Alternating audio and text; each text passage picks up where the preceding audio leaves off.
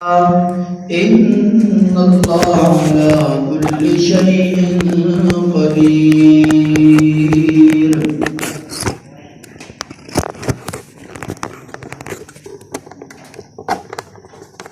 سابقہ درس کے مطابق تحویل قبلہ کے احکامات کا تذکرہ چل رہا ہے. اب یہاں پر تحویل قبلہ کی حکمتیں بیان کی جا رہی ہیں.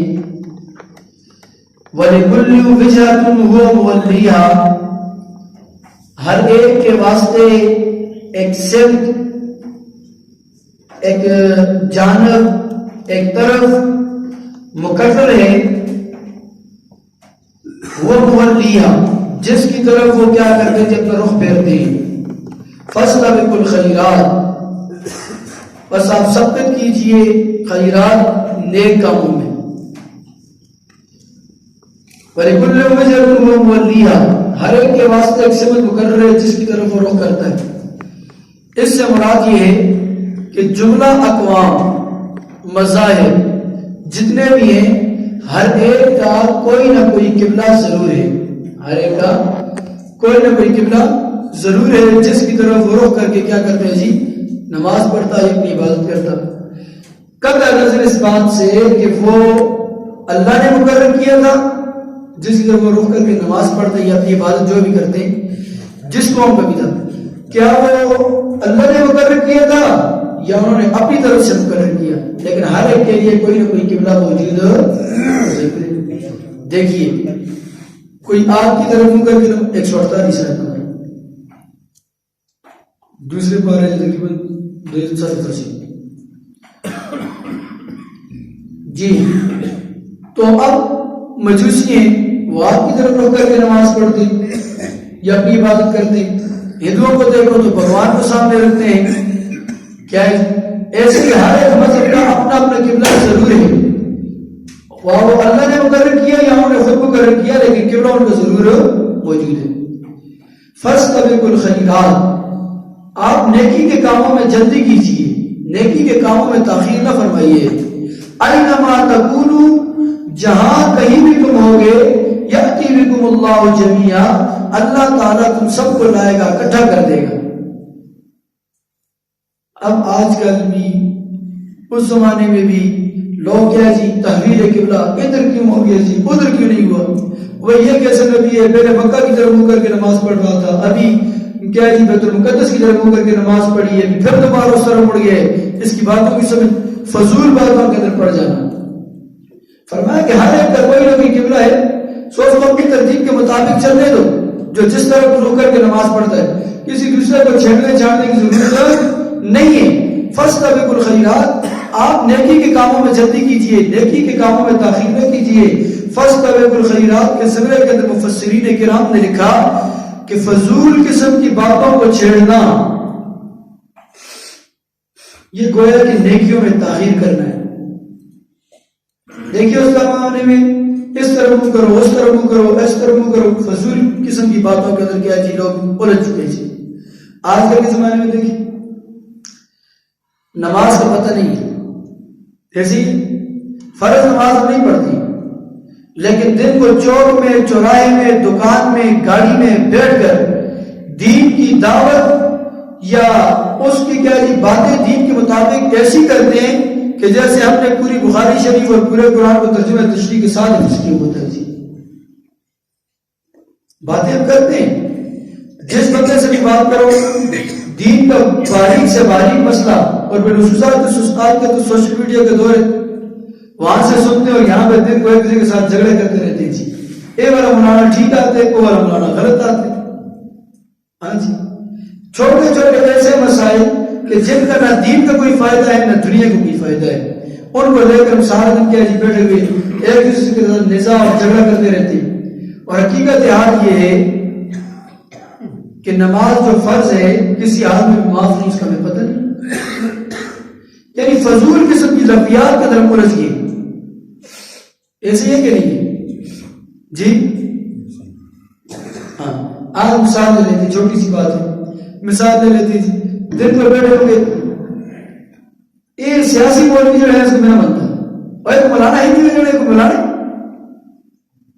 دعا دینا یہ جو بس نکلنے اور فضول باتوں کے اندر سارا وقت ان کو گزرے گا، گھنٹہ پوری بحث لگی رہے گی، ایک پارٹی کا ڈیفینڈ کرے گا اور دوسرا اس کے خلاف لگے گا، اگر سے اگر کوئی دلیل کے ساتھ ہو، کوئی روح کے ساتھ ہو تو بات سمجھ میں آتی ہے، لیکن یہ فضول معاملہ ہے۔ سب کو پتہ ہے پاکستان کی سیاست کا کیا حال چل رہا ہے جی۔ ایسے ہی آج کل سوشل میڈیا کے اوپر نئے نئے اسکالرز آتے ہیں جی، وہ بیٹھتے ہیں، کوئی رفع یدین کے مسئلے کو لے کر بیٹھا ہوا ہے، کوئی نعوذ باللہ صحابہ کرام کی تنقید کرنے کو بیٹھا ہوا ہے۔ وہی صحابہ کرام کے متعلق جب رب کائنات نے فیصلہ سنا دیا رضی اللہ عنہ و رضوان، معاملہ ختم۔ نبی نے فرما دیا اللہ فی اصحابی لا تتخذوا من بعدی غرضا، میرے صحابہ کے بارے میں اللہ سے ڈرو، میرے بعد انہیں نشان تنقید نہ بنانا۔ بس رب کائنات نے جب فیصلہ کر دیا، اس کے محبوب نے کر دیا، آج 1450 سال گزرنے کے بعد مجھے اور آپ کو کس نے اختیار دیا ہم بیٹھ کر چوک چراہوں میں اور یوٹیوب اور فیس بک پہ بیٹھ کر ان کی تنقیدیں کرنا شروع کر دیں؟ کیا خیال ہے؟ دوسرے الفاظ میں اگر آپ بات کو سمجھیں تو خلاصے کے طور پر میں یہ عرض کرتا چلوں کہ ہم آج اس چکر میں پڑے ہوئے کہ اتر نماز ہوتی ہے تو اتر نہیں ہوتی، اتر نماز ہوتی ہے اتر نہیں ہوتی، اور پڑھنے والے نہ ادھر پڑھتے ہیں نہ ادھر پڑھتے ہیں۔ ہم اس چکر میں پڑھے اس مسجد میں ہوتی ہے، اس مسجد میں نہیں ہوتی، اس مولوی کے پیچھے ہوتی ہے، اس کے پیچھے نہیں ہوتی، اور حال امت میں یہ کہ وہ بالکل پڑھتے نہیں ہیں، نہ ادھر پڑھتے ہیں نہ ادھر پڑھتے ہیں۔ اور پہلے نماز کے اوپر تو رہو لوگوں کو، اور نماز کے اوپر تو آ جائے، پھر بعد میں پتہ چل جائے گا کدھر ہوتی ہے اور کدھر نہیں ہوتی۔ کیا خیال ہے؟ تو بھائی نیکی کے کاموں میں فاستبقوا الخیرات، نیکی کے کاموں میں جلدی کی جائے۔ جب بھی انسان کو نیکی کا موقع ملے اس کے اندر تاخیر نہیں کرنی چاہیے، فوراً اس نیکی کے اندر انسان کو شامل ہو کر اس کو پورا کر لینا چاہیے، کیونکہ اگلے علم کے درمیان میں شیطان یا نفس حائل ہو جائے گا اور آپ اس نیکی سے محروم کر دے گا۔ اینما تکون، دنیا کے جس خطے کے اندر تم ہو، پہاڑ کی چوٹی پر ہو یا بازار کے درمیان میں، تنہائی میں ہو، خلوت میں ہو یا جلوت میں، جہاں بھی ہو، اینما تکون، جہاں کہیں بھی تم ہوگے، یأتی بکم اللہ جمیعا، اللہ تعالیٰ لے آئے گا تم سب کے سب کو اکٹھا کرے گا۔ ان اللہ علی کل شیء قدیر، اور اللہ پر ایسا کرنا کوئی مشکل ہے، اللہ ہر چیز پر قادر ہے۔ ومن حیث خرجت فول وجهك شطر المسجد الحرام، ومن حیث خرجت، اور جس طرف بھی آپ نکلیں، فول وجهك، بس پھیر دیجیے اپنے چہرے کو، اپنے رخ کو، شطر المسجد الحرام، مسجد حرام کی طرف، وَإِنَّهُ لَلْحَقُّ مِنْ رَبِّكَ، یہی حق ہے تیرے رب کی طرف سے، وَاللَّهُ بِغَافِلٍ عَمَّا تَعْمَلُونَ، اور اللہ تعالیٰ تمہارے اعمال سے بالکل بھی بے خبر۔ تحویل قبلہ اور اس کے اوپر کیا جی تفصیل سے بات گزر چکی ہے، 3 مرتبہ آگے پیچھے آ گئی یہ بات۔ وَمِنْ حَيْثُ خَرَجْتَ فَوَلِّ وَجْهَكَ شَطْرَ الْمَسْجِدِ الْحَرَامِ، پہلی مرتبہ یہاں پہ آگے ساتھ کے اندر کہ تم مدینہ شریف کے اندر ہو یا مکہ کے اندر ہو، جدھر بھی ہو تم روح اپنا کس طرف کرو؟ مسجد حرام کی طرف۔ آگے دوسری بات، وَمِنْ حَيْثُ خَرَجْتَ فَوَلِّ وَجْهَكَ، اور جہاں کہیں بھی آپ ہوں تو اپنا چہرہ رخ کر دیں، وجہ کا شطر المسجد الحرام، مسجد حرام کی طرف، وحیث ما کنتم، اور جہاں کہیں بھی تم ہو، فولوا وجوہکم شطرا، تو اپنے منہ کو کر دو اسی کی طرف، اپنے چہرے کو اپنے رخ کو اس کی طرف کر دو۔ 3 مرتبہ آ گیا، وحیث ما کنتم فولوا وجوہکم شطرا۔ پہلی مرتبہ اگر تم مکہ کے اندر ہو تو مسجد حرام کی طرف رخ کر کے نماز پڑھو۔ دوسری مرتبہ مسجد حرام سے کیا جی مکہ سے نکل چکے ہو، باہر کسی دور بستی میں ہو تو بھی تم مکہ کی طرف کیا جی رخ کر کے مسجد حرام کی طرف رخ کر کے نماز پڑھو۔ تیسری مرتبہ وحیث ما کنتم فولوا وجوہکم شطرا، پوری دنیا میں سفر میں ہو یا حضر میں، مقام پہ یا کسی دور دراز جگہ پہ گئے ہو، وہاں پہ تم 2-4 دن کے لیے گئے ہو یا زیادہ رہنے کے لیے گئے ہو، جدھر بھی جہاں کہیں بھی جتنے وقت کے لیے گئے ہو تو نماز پڑھنے کے لیے رخ کس طرف کرو؟ مسجد حرام کی طرف۔ کیوں یہ 3 مرتبہ مسلسل تکرار کے ساتھ بار بار کیوں کرنا؟ ایک تو یہ کافر پر اعتراض کرتے تھے کہ بھائی کیا پتا یہ پہلے مکہ کی طرف منہ کر کے نماز پڑھتے تھے بیت اللہ کی طرف، پھر مسجد اقصی کی طرف منہ کر کے نماز پڑھیے، ابھی پھر ادھر گئے، تھوڑی دن میں پھر دوبارہ مسجد سے طرف کریں گے. تو رب کائنات نے 3 مرتبہ تکرار کے ساتھ مسجد حرام کا ذکر فرما کر بتا دیا کہ اب یہ قیامت تک پکا ڈھکا قبلہ ہے، اب اس سے پھرنے والا کام جو تمہارے ذہن میں شکوک و شبہات اور الجھن یہ کیا ہو گئی ہے، اس کو نکال دو ذہن سے.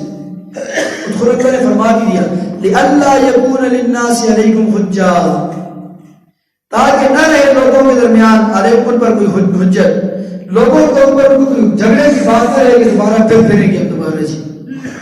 یہ 3 مرتبہ تکرار کے ساتھ مسجد حرام کا ذکر فرما کر بتا دیا کہ اب اس قبلے میں تبدیل ہونا الا الذین ظلموا منہم، ہاں مگر وہ لوگ جو ظالم ہیں ان میں سے، جو ناانصافی کرتے ہیں، جو بغض حسد اور کینہ رکھتے ہیں دل میں، تو وہ تو اعتراض کریں گے نا، وہ تو اعتراض کریں گے. لیکن جو ماننے والے ہیں ان 3 احکامات کے بعد اب وہ دوبارہ مسجد حرام کے قبلے پر اعتراض نہیں کریں گے. فلا تخشوهم، اب مسلمانوں نے جب قبلہ تبدیل کیا تو یہودیوں نے، عیسائیوں نے، سب نے اعتراضات شروع کیے. تو مسلمانوں نے کہا یعنی کیا اپنے ذمہ ہم نے نیا کام لے لیا کہ لوگ ہمارے اوپر اعتراض کرتے ہیں. فرمایا فلا تخشوهم، آپ ان کے اعتراضات سے نہ ڈریے کہ وہ ہمارے اوپر اعتراضات کرتے ہیں، ہمیں ایسا کہتے ہیں ویسا کہتے ہیں. وخشونی، مجھ سے ڈریے. رب کائنات فرماتے ہیں لوگوں سے ڈرنے کی ضرورت نہیں ہے. ہاں ہم بھی دنیاوی معاملے کے اندر ذرا سے بھی کیا جی کوئی دین کے روح پہ چلنے کی کوشش کرتا ہے، شادی بیاہ کی رسموں میں، کیا جی ماتم کی رسموں میں، یا کسی بھی اعتبار سے ذرا سا بھی پتہ دین کی طرف جھکاؤ کرنا شروع کرتا ہے، پھر دل میں اگلے دن میں خیال آتا ہے وہ پراولی والے کیا سن، دکراولی والے کیا سن، ہاں رشتے دار کیا سن، خاندان والے کیا سن، مردار کیا سن، پڑھ جا کر کام میں لوگ کیا سن. ہاں جی فرمایا فلا تخشوهم، لوگوں سے ڈرنے کی ضرورت، لوگ اعتراض کریں گے. ہم نبی سے زیادہ تقویدار، نبی سے زیادہ اخلاق والے، نبی سے زیادہ نرم جگر رکھنے والے ہم لوگوں نے نبی پر دین کی دیکھی، اکٹھا کیا سب کے سب کو. جی میں نے تمہارے تک 40 سال گزارے ہیں، کیسے پایا تم لوگوں نے مجھے؟ انہوں نے کہا جی ہم نے آپ کو صادق اور امین پایا. نبی کریم صلی اللہ علیہ وسلم فرمایا 40 سال آپ نے گزارے، ہم نے آپ کو صادق اور امین پایا. اچھا اگر میں تمہیں کہوں اس پہاڑ کے پیچھے سے لشکر تمہارے پر حملہ آور ہے، کیا تم یقین کرو گے؟ یا رسول اللہ ہم نے آپ کی زبان سے کبھی جھوٹ نہیں سنا، آپ نے کہا تو ضرور حملہ کرنے والا آئے گا. اگر تم اپنی آنکھوں سے دیکھ لو، فرمایا ہماری آنکھیں تو کہا سکتی ہیں آپ کی زبان سے جھوٹ. اس درجے کے نبی کی زبان پر اعتماد ہم لوگوں کو جی، امانت پر، نبی کی امانتداری پر اتنا اعتماد ہے کہ کافر بھی اپنی امانتیں لا کر نبی کریم صلی اللہ علیہ وسلم کے پاس رکھواتے ہیں جی. اچھا نبی نے فرمایا صلی اللہ یا ایھا الناس قولوا لا الہ الا اللہ تفلحون، اے لوگو کلمہ پڑھو کامیاب ہو جاؤ گے. سب سے پہلا پتھر اٹھا کر مارنے والا اپنا چچا، تو مخالفت تو گھر سے اٹھتی ہے سب سے پہلے بھائی. ولا تخشوهم، آپ لوگوں کے اعتراضات سے نہ ڈریے. سارا جہاں ناراض ہو پرواہ نہ چاہیے، مد نظر تو مرضی جانان چاہیے. بس اس نظر سے دیکھ کر تو کر یہ فیصلہ، کیا کیا تو کرنا چاہیے، کیا کیا نہ چاہیے. اللہ کی ذات کو سامنے رکھو کہ جس بات سے اللہ ناراض ہوتے ہیں میں نے وہ کام نہیں کرنا، اور جس بات سے اللہ خوش ہوتے ہیں ساری دنیا ناراض ہوتی ہے تو چاہے ناراض ہو. لا طاعت المخلوق فی معصیت الخالق، اللہ کی نافرمانی میں مخلوق کی اطاعت نہیں. بات سمجھے میں آ رہی ہے؟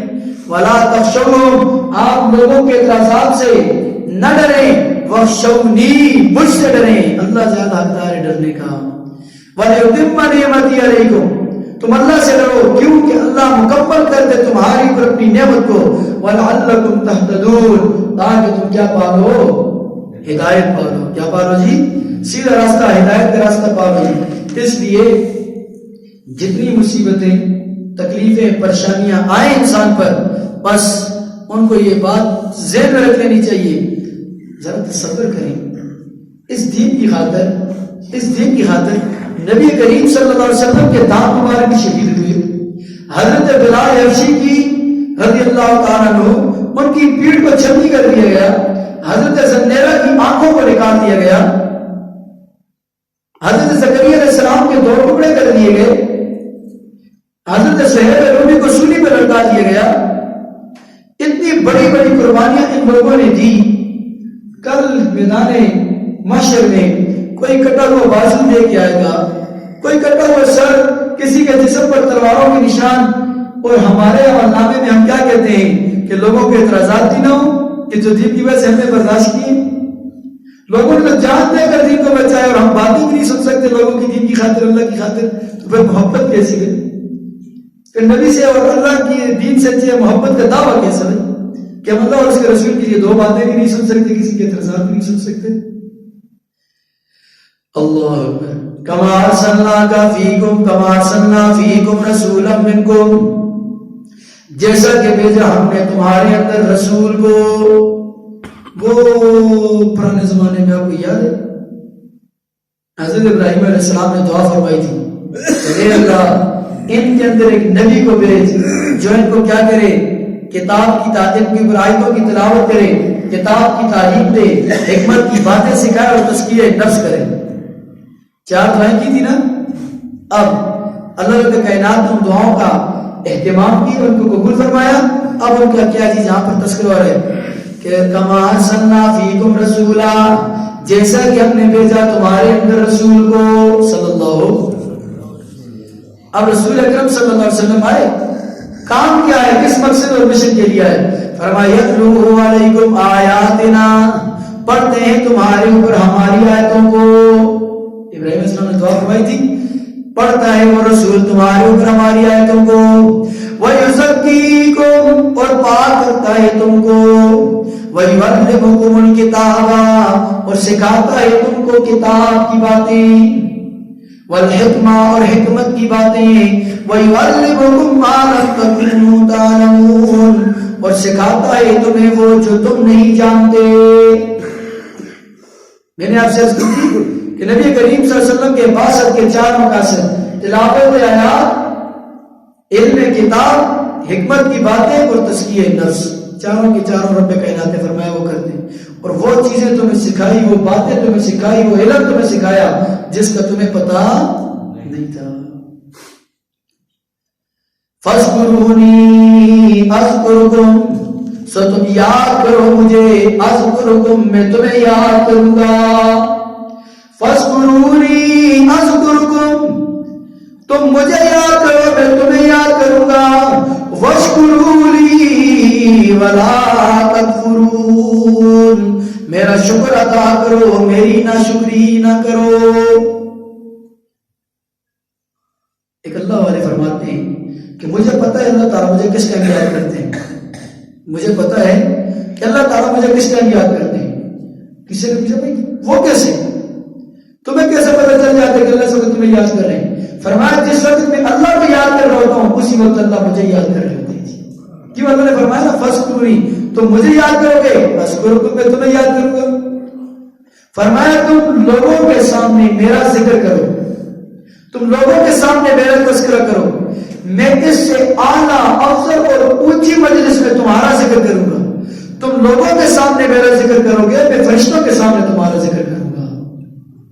تم دنیا والوں کی مجلس میں میرا ذکر کرو گے, میں فرشتوں اور ملائکوں کی مجلس میں آپ کا ذکر کروں گا. فَاذْكُرُونِي أَذْكُرْكُمْ, ذکر ہے کیا بھائی؟ ذکر ہے کیا؟ ایک ذکر نماز سب سے بڑا ذکر, قرآن سب سے بڑا ذکر. لیکن صوفیاء اکرام فرماتے ہیں وَيُزَكِّيكُمْ, ہمارا کل کے جمعے کا موضوع بھی یہی تھا, اولیاء کرام کی صحبت اور تزکیہ نفس. جمعے کے بیان کا موضوع بھی یہی تھا وَيُزَكِّيكُمْ فَاذْكُرُونِی أَذْكُرْكُمْ, ذکر کرو کہ میرا میں تمہیں ذکر یاد کروں گا. جی سب سے بڑا ذکر تو نماز ہے, قرآن مجید کی تلاوت ہے. اس کے علاوہ ظاہری بات ہے بندہ کھیتی باڑی میں کام کرتا ہے, گاڑی چلاتا ہے, اور کوئی تجارت یا کوئی بھی کام کرتا ہے. اب اس ٹائم وہ قرآن تو ہاتھ میں لے کر تھوڑی پڑھ سکتا ہے. نفع کے ٹائم اسے دکان میں کھیتی باڑی میں نہیں ملتا ہے تو کیا کرے گا؟ کیا اس کو ذکر نہیں کرے گا؟ فرمایا ہاتھ کارول تے دل یار ول, ہاتھ کارول تے دل یار ول. کیا مطلب اس بات کا کہ آپ کا ہاتھ تو کام میں لگا ہوا ہو لیکن دل آپ کا اللہ کی یاد میں لگا ہوا ہو, دل آپ کا ذکر کی طرف لگا ہوا ہو. جی فرمایا کہ رب کائنات فرماتے ہیں میں اس وقت تک اپنے بندے کو یاد رکھتا ہوں جب تک اس کے ہونٹ میرے ذکر کی وجہ سے حرکت کرتے رہتے ہیں. جی اس لیے میں دن دیہڑی کرتا ہوں, مزدوری کا کام کرتا ہوں, کچھ بھی کرتا ہوں, ہاتھوں سے کرتا ہوں نا, زبان تو فارغ ہے تو ساتھ ساتھ زبان سے ذکر کا معاملہ جاری ہو سکتا ہے کہ نہیں ہو سکتا. جی تو ایسی محنت ہو جائے ہمارے دلوں پر, ہمارے دلوں پر ایسی محنت ہو جائے کہ اگر ہماری زبان بند بھی ہو اس دل ذکر کرنے والا بن جائے. یہ وَيُزَكِّيكُمْ نبی کریم صلی اللہ علیہ وسلم نے دعا مانگی, حدیث مبارکہ کے اندر آتا ہے اے اللہ آپ اپنے ذکر کو میرے اندر ایسے سرایت فرمائیں کہ میرا اپنے ذکر کو میرے خون, میری ہڈیوں اور میرے جسم, میرے گوشت پوست میں کیا ہے جس کو راستے فرما دیں کہ میرا خون, میری ہڈیاں, میرے جسم کا ہر روز ہر جز کیا ہے ذکر کرنے والا بن جائے. ایسے ذکر کا انداز ہمارا اگر ہو جائے, دل ہمارا ذکر کرنے کی پر آ جائے, ہاں جی تو کیا خیال ہے. لیکن دل ذکر کب کرے گا؟ فرمایا کہ 1000 مرتبہ بندہ زبان سے اللہ اللہ اللہ کہتا ہے تب جا کر دل کہیں ایک مرتبہ اللہ کہتا ہے. اس لیے تھوڑا سا پہلے تو کل تفصیل سے بات ہوئی تھی کہ بھائی کسی اللہ والے کی صحبت اختیار کی جائے, کسی اللہ والے کی صحبت اختیار کی جائے, ان سے اپنی نسبت کو قائم کر کے ان کے حلقے میں مجلس میں بیٹھ کر ذکر کا اہتمام کیا جائے کہ ان کی نظر کے اندر یہ تاثیر ہوتی ہے. جی حضرت اقدس پیر عبدالحی صاحب رحم اللہ تعالی گروار والے, میری ان سے نسبت بھی تھی, پہلی بیعت ان سے فرمائی تھی, تو وہ فرمایا کرتے تھے یو قدم دا عرش ماندے یو قدم دا فرش اور مال دل دا رفتار دا درویشان. کیا مطلب اس بات کا کہ بھائی یہ لوگ اللہ سے جڑے ہوئے ہوتے ہیں, ان کا تعلق جو ان کے ساتھ جڑ جاتا ہے اس کو بھی اللہ کے ساتھ جڑ دیتے ہیں. اللہ والوں کی نسبت اور مجلس کے ساتھ جڑنے کا مطلب یہ ہے کہ جیسے ریل دیکھیے آپ نے, ریل ہوتی ہے, اس کے آگے انجن ہوتا ہے, پیچھے خاص قسم کا ڈبہ ہوتا ہے, خاص قسم کے لوگوں کے لیے اس کا کرایہ بھی زیادہ ہوتا ہے, اس کے اندر اے سی بھی ہوتا ہے اور اس کے اندر سیٹیں بھی اچھی ہوتی ہیں, ساری سہولتیں اس کے اندر موجود ہوتی ہیں, اور اس کو آخر میں مال گاڑی کا ڈبہ لگا ہوتا ہے جی, جس کے اندر مویشی اور کیا لوڈ جیسے ہم کہتے ہیں, اس کے اندر ساری چیزوں ٹوٹا پھوٹا وہ چری کرتے ہوئے جا رہا ہوتا ہے جی. لیکن چونکہ اس کا کنیکشن ڈبوں کے ساتھ جڑا ہوتا ہے, ریل کے ساتھ جڑا ہوتا ہے, جہاں پر وہ اعلیٰ کلاس والا اعلیٰ قسم کا ڈبہ جاتا ہے وہاں پر یہ پیچھے کیا جی ٹوٹا پھوٹا ہوا ڈبہ جڑنے کی وجہ سے وہ بھی وہاں پر پہنچ جاتا ہے. بات نہیں کری. تو اس لیے اہتمام کیا جائے, اللہ والوں کی صحبت کیا جائے اور کثرت سے اللہ کا ذکر کیا جائے.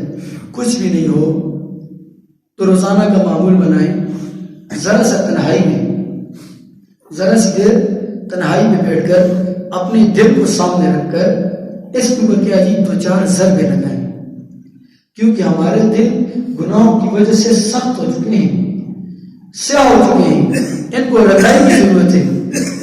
ہر چیز کو زنگ لگ جاتا ہے, فرمایا دلوں کو بھی زنگ لگ جاتا ہے. ہر چیز کے زنگ کو دور کرنے کے لیے اپنی اپنی چیزیں ہیں, دلوں کا زنگ دور کرنے کے لیے اللہ کا ذکر ہے. تو تنہائی میں بیٹھ کر تھوڑی دیر گردن کو جھکا کر یہ دل انسان کے سامنے اس کو رکھ کر ایسے انداز میں ذکر اگر ہمارا ہو جائے تو ہمارا دل زندہ ہو جائے. بھائی کیا خیال ہے؟ اور کوشش کی جائے چلتے پھرتے اٹھتے بیٹھے ہر وقت 2 باتوں کا اہتمام کیا جائے.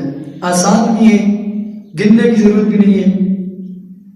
یا تو استغفار پڑھیں کثرت سے استغفر اللہ, یا پھر درود پاک پڑھیں. چلتے پھرتے اٹھتے بیٹھے لیٹے ہر حال میں پڑھ سکتے نہیں پڑھ سکتے استغفر اللہ. اور 2-4 دن اگر اہتمام کریں گے پھر عادت بن جائے گی انشاءاللہ.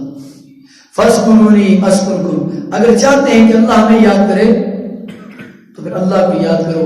ہم اللہ کو یاد کریں گے, اللہ ہمیں یاد کرے گا.